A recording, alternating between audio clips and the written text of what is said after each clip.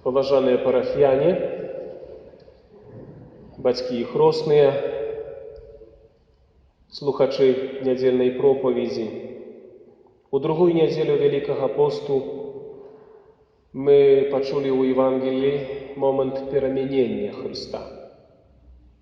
І таму Касцёл у сённяшняй літургіі моліцца і просіць Бога такімі словамі: «Божа, Ты наказаў нам слухаць Твайго умілаванага Сына. Ажыўляй, просім, нашую веру Тваім словам. І увага, каб, ачысціўшы зрок духоўны, мы маглі цешыцца сузіраннем Тваёй славы». Ачысціўшы зрок духоўны. Багасловы вельмі часта, несучы тлумачэння сцэны перамянення, кажуць пра тое, што перад сваімі страсцямі, перад пакутамі Христос выводзіць некаторых з апосталаў на гару перамянення і паказвае ім сваю боскасць, каб іх умацаваць, каб іх падтрымаць перад цярпеннем, сведкамі чаго яны будуць потым. Не толькі ў асобе Езуса, што яны будуць на ўласныя вочы бачыць, як іх настаўнік будзе несці крыж, як на яго будуць пляваць, як ён будзе ўвесь скатаваны, збіты і будзе страшнай ганебнай смерцю паміраць. Але таксама гэта датычыла і іх цярпення, іх уласнага цярпення, это іх досвед быў асабісты, таму што яны, как раз таки, перажываючы вось тое, што Христос браў на сябе цярпенне чалавецтва, яны таксама цярпелі, бо многага не разумелі. Чалавечае мышленне з Божым, яно не заўсёды сустракаецца на адной хвалі, зачастую наадварот. Таму мы просім Бога, каб Ён асвятліў наш духоўны зрок. Нам патрэбнае святло з неба.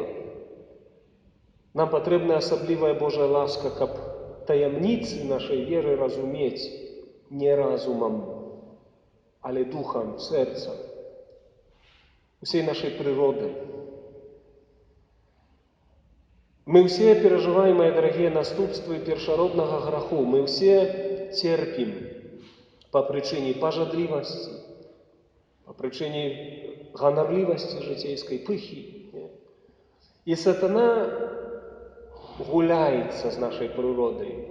Асаблівым чынам, з сённяшнім сучасным свеце злы дух выкарыстоўвае ўсе магчымыя сродкі для таго, каб адвесці нас ад самай галоўнай мэты. Это збаўленне нашай душы.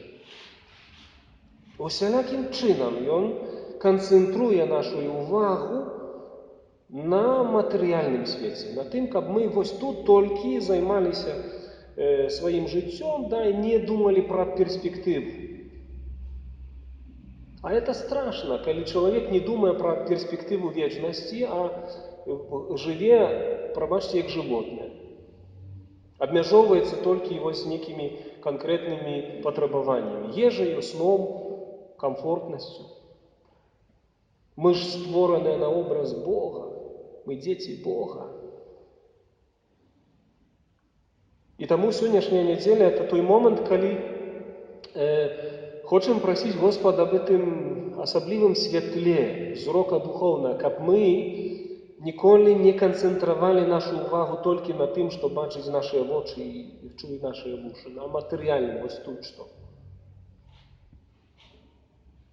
Таму што гэта ўсё падман, это ўсё прамінальна.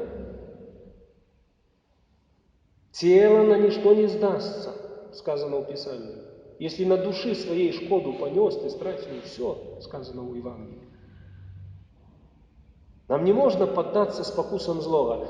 У нас есть неизбитые аргументы того, что Бог нас любит. Паглядзіце, святы Павел апостол у другім чытанні сегодня что кажа. Браты, калі Бог за нас, то хто супраць нас? Што нам яшчэ людзям трэба? Які аргумент, які доказ нам трэба, каб мы паверылі ў любоў Отца? Паглядзіце, што Павел кажа: той, хто уласнага сына не пашкадаваў, але аддаў яго за ўсіх нас, ці таксама не дасць нам разам з ім усяго таго, што нам патрэба? Отец аддае сына на ганебную смерць. Я сёння казаў на імшы святой в 11 гадзін, да, для некаторых атэістаў гэта вось якраз такі аргумент супраць Божай любові. Як? Бог аддае сына свайго на смерць? Як ён мог? Это ж не по-людску, это ненармальна. Якраз такі, канешне, па-людску гэта і ненармальна. Только любоў Бога, яна неабмежаваная. Яна вечная, яна мае перспектыву не аднаго дня, не 10 дней, не 100годдзя і не 1000годдзя, але перспектыву вечнасці. І паглядзіце, святы Павел далей кажа: хто будзе абвінавачваць выбраных Богам? Ці Бог, які нас апраўдвае? Хто будзе асуджаць Божых дзяцей? Ці Христос, который памёр, а нават больш таго, воскрос і знаходзіцца праваруч Бога і заступаецца за нас? Это ж не збіты аргумент. Христос сваё жыццё ахвяраваў, гэта зямное жыццё у чалавечай прыродзе ахвяраваў для таго, каб мы не сумняваліся ў тым, што Отец падрыхтаваў нам вечнасць. І мы не можам жыць толькі матэрыяльна, мы не можам паддацца падману злого духа. Мы павінны даверыцца Отцу. І нават ісці на ахвяру, на цярпенні, давяраючы Богу, потому што Христос прайшоў гэты шлях цярпення. А мы баімся всялякага цярпення. Мы нават, ведаеце, як святы аўтар у Пісанні, не памятаю, у якім пасланні сказано: вы яшчэ недастаткова змагаліся з грахом. Недастаткова. Вы ведаеце, што для ачышчэння душы, для таго, каб чалавек ішоў крокам наперад у святасці, патрэбнае вялікае выпрабаванне. Вялікае цярпенне часамі патрэбна. У першым чытанні мы паглядзелі, напрыклад, Абрахама, які быў падданы вялікаму выпрабаванню веры. Уявіце сабе, Бог яму кажа: аддай свайго сына ў ахвяру. Мы ведаем, што это аналогія Бога Отца. Абрахам — это як прыклад Бога Отца, Ісаак — это як прыклад Ісуса Христа, Божага Сына. Не? Это ўжо перспектыву, которую нам Господь показывает. Абрахам быў падданы вялікім выпрабаванню і цярпенню ўнутранім, але ён ведаў, што Богу можа даверыцца до конца, што Бог ніколі яго не скрыўдзіць. І ён слепа, можна сказаць, але давяраў Божай любові, бо Абрахам — отец веры. І мы павінны гэтаму вучыцца. Не раз трэба пайсці на вялікую ахвяру ў сваім жыцці для таго, каб прыняць Божую волю. Вот сёння нават малады тата сядзіць на сваіх руках, трымае сваю дачушку. Не? Уяві сабе, тата, каб Бог табе сказаў: да, вот я табе падараваў дзіця, а ты мне мусіш яго сёння аддаць.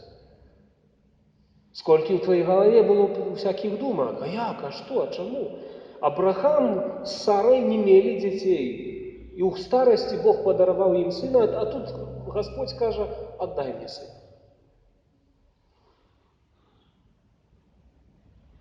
Это цярпенне, это выпрабаванне, вялікае выпрабаванне. Але Абрахам здаў экзамен. А мы зачастую не здаём экзамен. Мы не давяраем Богу. А без этого не будзе ачышчэння, без гэтага не будзе сапраўднай веры. Часамі праз гэта цярпенне трэба прайсці.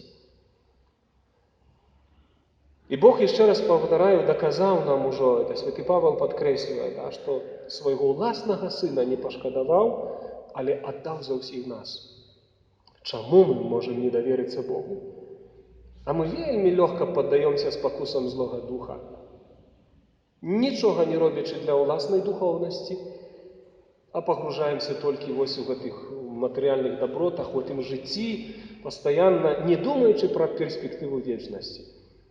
А каб мы хоць на хвіліначку, мае дарагія, мелі б той досвед, который перажылі Пётр, Якуб і Ян на гаре Фавор, который казаў, например, Пётр: «Господи, нам тут добра быць, давай поставим 3 шатры, никуда не пойдем, потому что мы испытали, что ты сын Бога».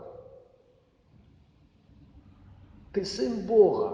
Если бы Бог дал тебе досведчение такое, как ты пережил такой момент, такое освячение духовного, где ты испытал Христа, як Божого Сына, Его боскости, то ты духовно бы зрос. Бог дає такі моменти, але ти мусиш пройти так само праз очищення, праз випробування своєї віри, праз змагання з грахом і со злом. У нас, як Андрей Ткачов каже, ми такі духовні рахіти. Мы не способны к великим духовным подвигам. Нам все на блюдечке подавай. Мы так привыкши до комфортности, что в духовном житті нам так само маленькое выпробование, маленькое терпение, и мы одразу опускаем руки.